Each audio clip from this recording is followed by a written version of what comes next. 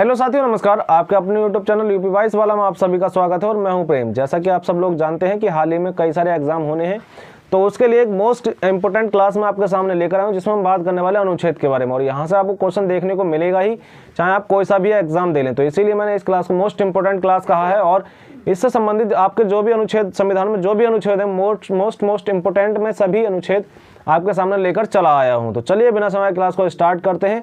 चलिए बात करते हैं अनुच्छेद नंबर 1 की। देखिए अनुच्छेद नंबर 1 आपका कहता है भारत अर्थात इंडिया के बारे में अनुच्छेद नंबर 1 बताता है। अनुच्छेद नंबर 1 से अनुच्छेद नंबर 5 से 11 बताता है आपका नागरिकता के बारे में, ठीक है। अनुच्छेद नंबर 14 आपका बताता है, अनुच्छेद नंबर 14 क्या बताता है? अनुच्छेद नंबर 14 विधि के समक्ष समता, अनुच्छेद नंबर 14 बताता है। अनुच्छेद नंबर 15 आपका बात करता है नस्ल जाति आदि के आधार पर भेदभाव नहीं होगा, अनुच्छेद नंबर 15। अनुच्छेद नंबर 17 की यदि बात करते हैं तो अस्पष्टता का अंत, मतलब छुआछूत का अंत जो होगा वो आर्टिकल 17 के द्वारा हो जाएगा, ठीक है। आर्टिकल 18 की बात करते हैं तो आर्टिकल 18 आपका उपाधियों का अंत होता है आर्टिकल 18 के द्वारा। आर्टिकल 19 की बात करते हैं तो विचार एवं अभिव्यक्ति की स्वतंत्रता आपका आर्टिकल 19 में हो जाएगा, ठीक है। विचार एवं अभिव्यक्ति की स्वतंत्रता आर्टिकल 19 में। आर्टिकल 21 की बात करते हैं तो प्राण एवं दैहिक स्वतंत्रता आर्टिकल 21 में हो जाएगा, ठीक है। और एक संविधान संशोधन होता है, 86वां संविधान संशोधन होता है, जिसके द्वारा आर्टिकल 21 का जोड़ा जाता है। क्या? आर्टिकल 21 का जोड़ा जाता है, जो कि शिक्षा से संबंधित आपका 21 मतलब राइट टू एजुकेशन, मतलब शिक्षा का अधिकार आपका आर्टिकल 21A के द्वारा है, ठीक है। और 86वां संविधान संशोधन द्वारा जोड़ा जाता है। इसके बाद बात करते हैं आर्टिकल 24, आर्टिकल 23-24 की बात करते हैं तो शोषण के विरुद्ध अधिकार जो आपका आर्टिकल 23-24 में हो जाएगा। धार्मिक स्वतंत्रता आपका आर्टिकल 25 में हो जाएगा, ठीक है। सांस्कृतिक के बारे में आपका आर्टिकल, जिसमें अल्पसंख्यक के बारे में बात की गई, आर्टिकल 29 और 30 में, ठीक है। आर्टिकल अगर बात करते हैं तो आर्टिकल 32, देखिए आर्टिकल 32 संवैधानिक उपचारों का अंत आर्टिकल 32 को कहते हैं, ठीक है। आर्टिकल 32 को भीमराव अंबेडकर जी ने इसको संविधान की आत्मा कहा था, आर्टिकल 32 को। और आर्टिकल 32 के द्वारा ही सुप्रीम कोर्ट रीटें जारी करता है 5 आर्टिकल 32 के द्वारा, ठीक है। आर्टिकल 324, आर्टिकल 32, चलिए इन तीन को हम बाद में बात करते हैं। पहले हम बात करते हैं आर्टिकल 39A। आर्टिकल 39A निःशुल्क विधिक सहायता आपका आर्टिकल 39A हो जाएगा, निःशुल्क विधिक सहायता। आर्टिकल 40 की बात करते हैं तो आर्टिकल 40 में आपका ग्राम पंचायत का गठन है, आर्टिकल 40 में, याद रखेंगे आप। आर्टिकल 44 की बात करते हैं तो समान सिविल संहिता आपका आर्टिकल 44 में हो जाएगा, समान सिविल संहिता। आर्टिकल 48 की बात करते हैं तो आर्टिकल 48 में आपका कृषि एवं पशुपालन से संबंधित आपका आर्टिकल 48 हो जाएगा, ठीक है। 48 का की बात करते हैं तो आर्टिकल 48 का में आपका पर्यावरण से संबंधित है, यह मोस्ट इंपोर्टेंट है। आर्टिकल 50 आपका कार्यपालिका और न्यायपालिका को अलग करता है, आर्टिकल 50 कार्यपालिका और न्यायपालिका को अलग करता है, आर्टिकल 50। आर्टिकल 51 आपका कहता है जो अंतर्राष्ट्रीय शांति के बारे में बताता है वो आर्टिकल 51 बताता है। आर्टिकल 52 भारत का एक राष्ट्रपति होगा, आर्टिकल 52 में, ठीक है।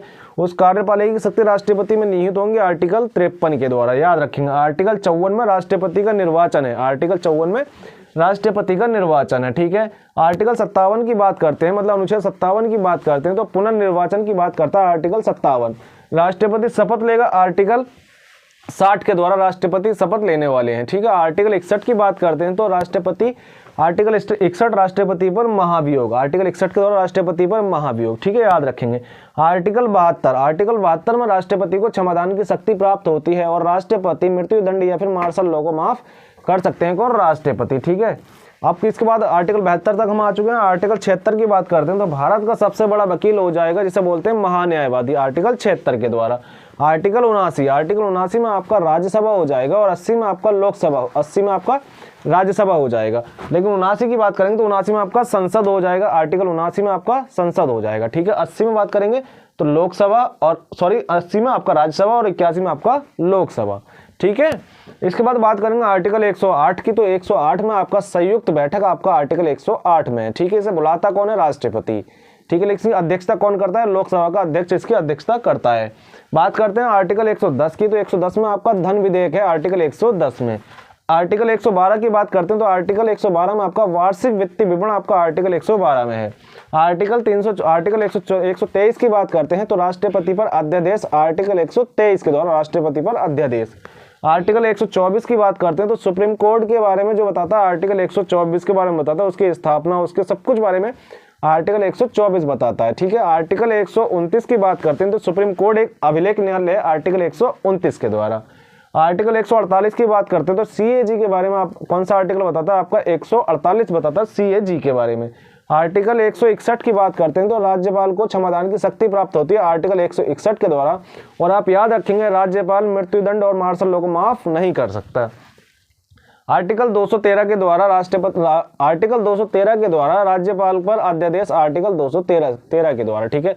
लेकिन राष्ट्रपति की बात करता तो 123 हो जाता, ठीक। आर्टिकल 165 राज्य का सबसे बड़ा वकील जिसे राज्य अधिवक्ता बोलते हैं आर्टिकल 165 में है।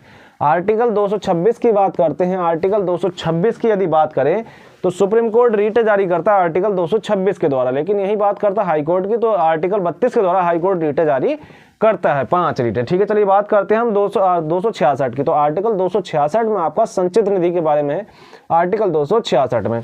आर्टिकल 280 की बात करते हैं तो वित्त आयोग हो जाएगा आर्टिकल 280। किसकी बात करना? आर्टिकल 280 आपका वित्त आयोग हो जाएगा। और यहीं आपसे पूछा, यहीं से आपसे पूछ रहा है कि राज्य वित्त आयोग किस अनुच्छेद में है? तो 243I में आपका राज्य वित्त आयोग हो जाएगा। और वैसे वित्त आयोग की बात करेंगे तो 280 में हो जाएगा, ठीक। इसके बाद बात करते हैं संपत्ति का अधिकार। संपत्ति का अधिकार आर्टिकल 300A में और भाग आपका 12 है। इसके बाद हम बात करते हैं यूपीएससी आपका आर्टिकल 315 में है आपका यूपीएससी, तो आप इसको भी याद रखेंगे। चलिए बात करते हैं अब जो हमारे पास आर्टिकल है, महत्वपूर्ण आर्टिकल बचे हैं। देखिए बात करते हैं 324 में आपका निर्वाचन आयोग किसका? आपका आर्टिकल 324 में निर्वाचन आयोग। यही पूछेगा राज्य निर्वाचन आयोग आपका क्या हो जाएगा? तो 243 के आपका राज्य निर्वाचन आयोग हो जाएगा, ठीक है। इसके बाद हम बात करते हैं, देखिए आर्टिकल 343 के द्वारा क्या होता है? राज्य भाषा के बारे में आर्टिकल 343 बताता है। इसके बाद हम बात करते हैं आर्टिकल 352 की। तो 352 में आपका राष्ट्रीय आपातकाल है आर्टिकल 352 में, ठीक है, इसको याद रखेंगे। 356 की बात करते हैं तो राष्ट्रपति शासन आपका आर्टिकल 356 में हो जाएगा। आर्टिकल 360 की बात करेंगे तो आर्टिकल 360 आपका वित्तीय आपातकाल कहता है और जो कि भारत में अभी तक एक बार भी नहीं लगा है। आर्टिकल 368 संविधान संशोधन के बारे में आर्टिकल 368 बताता है संविधान संशोधन के बारे में। तो ये थे आपके संविधान के जो महत्वपूर्ण अनुच्छेद थे जो कि आपके एग्जाम के लिए मोस्ट इंपोर्टेंट होने वाले हैं।